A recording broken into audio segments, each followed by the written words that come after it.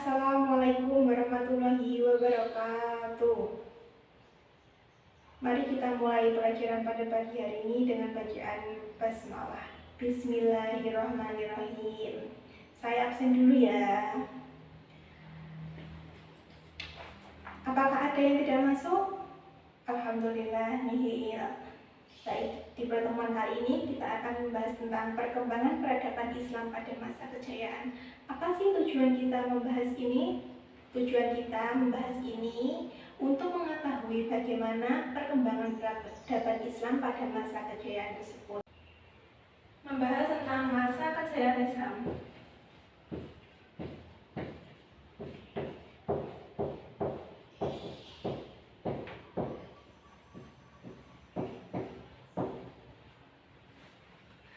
Di sini kita akan membahas 3 hal. Yang pertama yaitu periode sejarah Islam.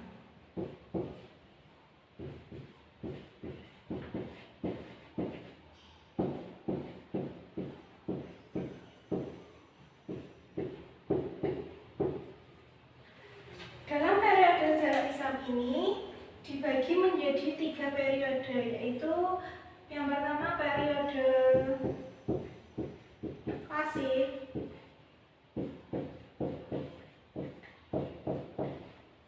pada tahun 650 sampai 1250 Masehi. Dan yang kedua, periode pertengahan,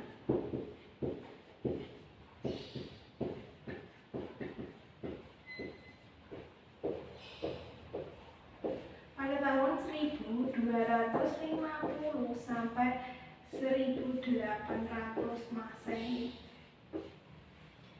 Dan yang ketiga yaitu periode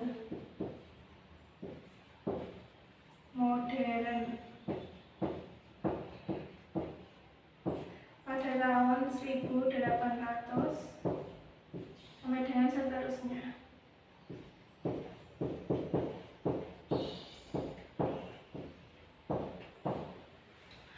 Dalam periode klasik ini terdapat 2 fase, yaitu fase ekspansi dan fase integrasi. Dan yang kedua yaitu fase disintegrasi. Dan untuk periode pertengahan ini juga terdapat 2 fase, yaitu fase kemunduran dan fase munculnya ketiga kerajaan besar. Dan untuk periode modern ini merupakan periode kebangkitan umat Islam yang ditandai dengan munculnya para pembaru Islam.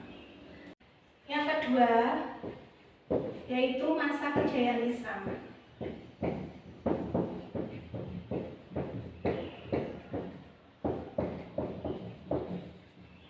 Terjadi pada tahun 650 sampai 1250 Masehi. Periode ini disebut dengan periode klasik. Di masa kejayaan Islam ini terdapat 2 kerajaan besar, yaitu yang pertama kerajaan Umayyah atau biasa disebut dengan kerajaan dinasti Umayyah. Yang kedua yaitu kerajaan Abbasiyah.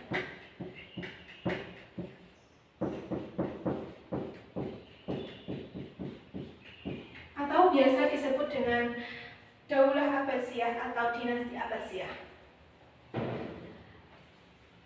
Dalam masa kejayaan Islam ini dipengaruhi oleh 2 faktor, yaitu faktor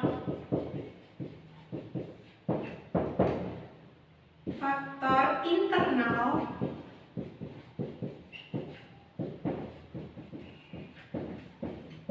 dan juga faktor eksternal.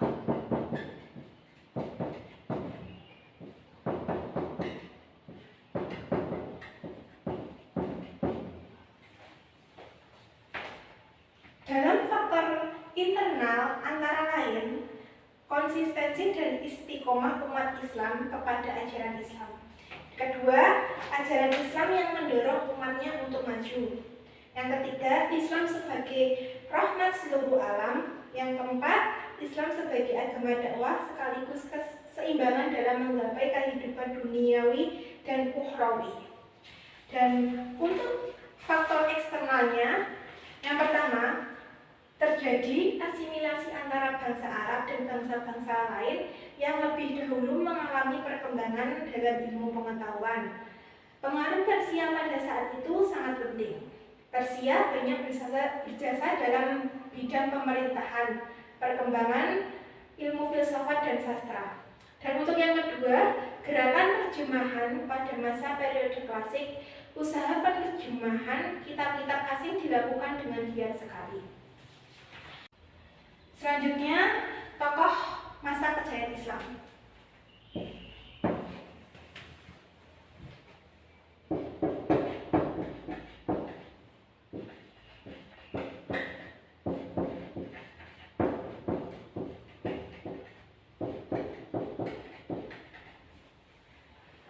Tokoh pada masa kejayaan Islam ini ada banyak ya. Di sini saya akan menjelaskan beberapa. Yang pertama, Ibnu Rushd. Yang kedua, Al-Ghazali. Dan yang ketiga, Al-Kindi.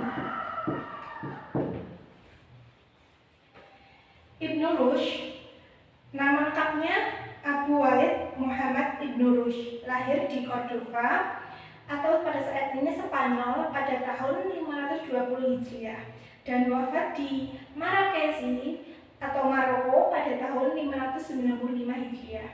Beliau menguasai ilmu fikih, ilmu kalam, sastra Arab, matematika, fisika, astronomi, kedokteran, dan filsafat.